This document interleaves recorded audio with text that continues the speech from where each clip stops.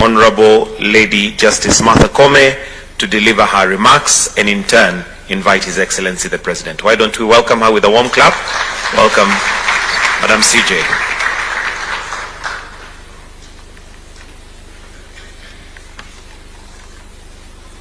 Your Excellency, the President of the Republic of Kenya and Commander-in-Chief of the Kenya Defense Forces, my colleagues, the Chief Justices from Africa, our judges, senior judges who have come to witness and participate in this great forum. We have judges from the Supreme Court, Courts of Appeal, High Court. We have senior judicial officers. We have our Attorney General, and we have other very, very distinguished guests. Your Excellency, good morning, everybody.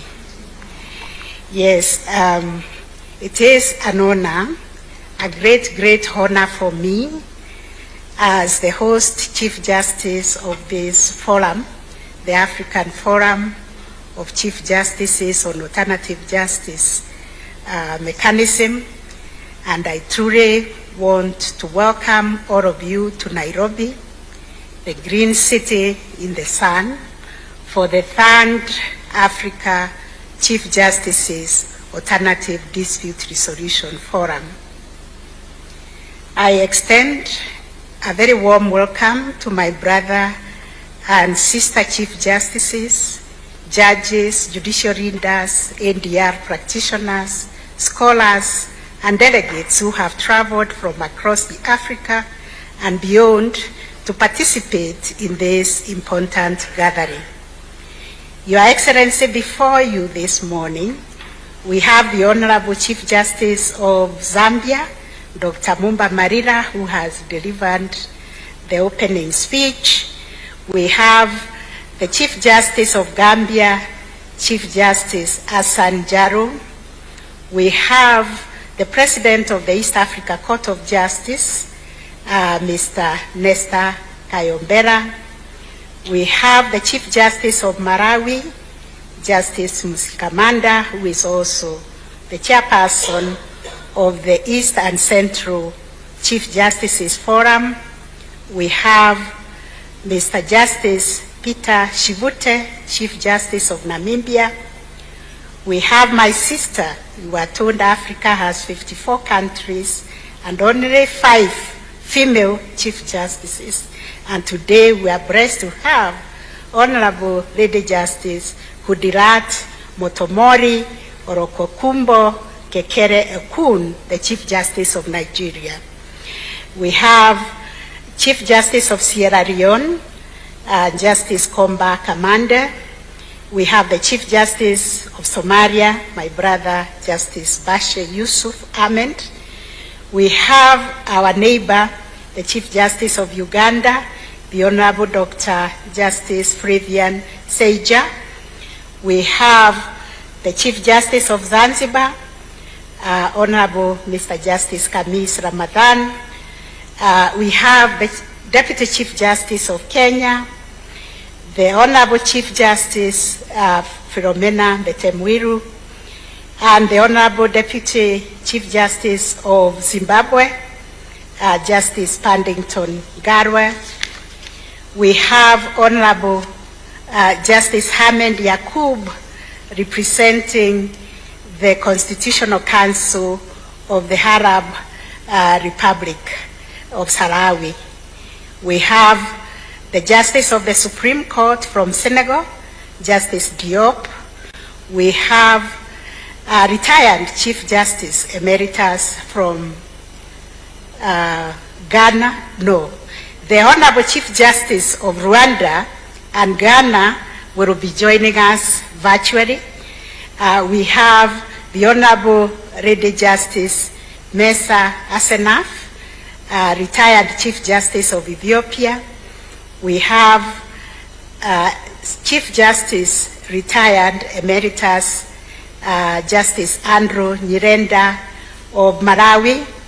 We have retired Chief Justice of Rwanda, Emeritus Faustin Ntesirayo.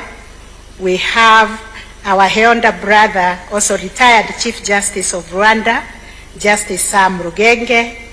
We have our brother and founder of this forum, the former Chief Justice of Uganda, Justice Owine Doro. We have Justice of Appeal representing the Republic of Cameroon, Justice Theophilus Taxi, Honorable Justice Arufai Kweke, Justice Sarah Abdallah, and Justice Fatma Rashid, representing the Republic of Tanzania. Welcome, my brother and sister judges. Your presence here reflects our shared commitment to building justice systems that are people-centered. Your Excellency, yesterday we had a field day to Embu, and the distinguished judges were able to see how NJS work at the community level, how we resolve disputes involving our people, build harmony, and bring restorative justice that is healing. Today, as our chairperson has explained, we are focusing on commercial justice, how we can accelerate development through the use of NJS, NDIR, and all the other mechanisms. Allow me, Your Excellency, to express my very sincere gratitude to you for graciously accepting our invitation to deliver the keynote address at this forum. Your Excellency, your presence here today is a reminder that justice sector transformation is not only the responsibility of judiciaries alone. It is a shared national and constitutional endeavor that requires the support of all arms of government and the society at large.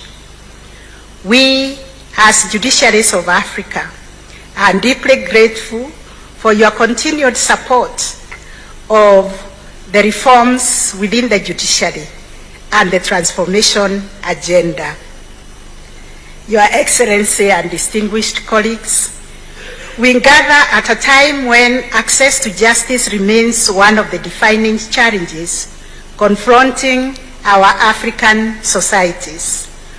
While our constitutions and statutes all promise justice for all, the lived experiences of many Africans tell a more complex story, like the story we were told yesterday from empirical research that here in Kenya, only 17% can afford to go to court, formal courts, and pursue justice in the formal justice sector. A whopping 64% are people who access justice through the alternative means. I also want to refer to the recently released Afrobarometer Round 10 survey on access to justice that was conducted across 38 African countries. That survey showed only a half of citizens express confidence that ordinary people who are wronged can obtain justice in the courts. The survey also reveals another important reality, that millions of our people from the continent of Africa continue to seek justice outside the formal courts. Across the continent, many citizens turn first to our traditional leaders. They turn to our customary systems. They may be courts. They turn to community elders, the religious leaders, and other community-based mechanisms when confronted with disputes. These findings should not be viewed as a rejection of formal justice systems. Rather, they remind us that for many Africans, justice is not merely a courtroom event. The findings challenge us, Your Excellency, as judicial leaders, to broaden our understanding of justice and to create pathways through which disputes can be resolved quickly, fairly, affordably, and in ways that strengthen rather than fracture our communities. In Kenya, and in accordance with the Constitution, our response has been guided by the conviction that courts alone cannot meet the skill and diversity of justice needs in society. While courts remain indispensable guardians of constitutionalism, human rights, and the rule of law, they are not the only legitimate pathways through which justice can be achieved. Yesterday, Your Excellency, many of us had the privilege of attending AJS conference in Embu, and that engagement reminded us that Africa possesses very rich traditions of dialogue, reconciliation, and restorative justice. The significance of NDR extends beyond social justice. It is increasingly becoming an economic imperative. As Africa continent deepens regional integration through the Africa Union Agenda 2063 and the African Continental Free Trade Area, which is now expanding and bringing commerce in our borders, it attracts new investment. The efficiency of our dispute resolution system will directly influence our economic competitiveness. NDR, Your Excellency, reduces transaction costs, preserves commercial relationships, and enhances confidence in the business environment. In this sense, commercial justice must be viewed as a form of economic infrastructure. Indeed, the theme of this forum captures a very profound aspiration for African justice systems. We seek justice systems that serve rather than intimidate. We seek justice systems that reason rather than dictate. And we seek justice systems that resolve disputes rather than merely process them. I therefore encourage us to engage candidly and ambitiously. Let us share our successes and our challenges. Let us learn from one another's experience, and let us work towards a common vision in which every African can access justice that is timely, affordable, fair, and transformative.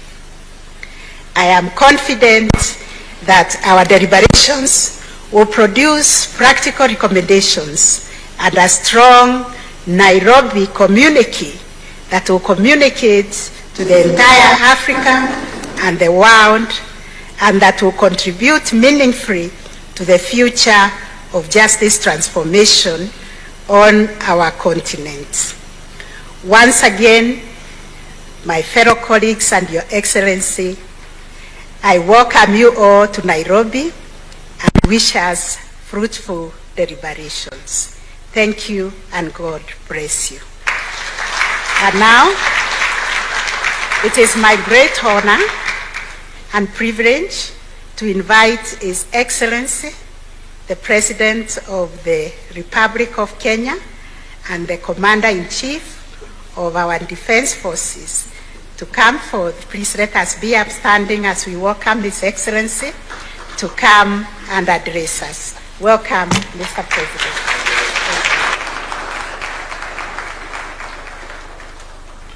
Thank you very much, Madam Chief Justice. Please, let's take our seats.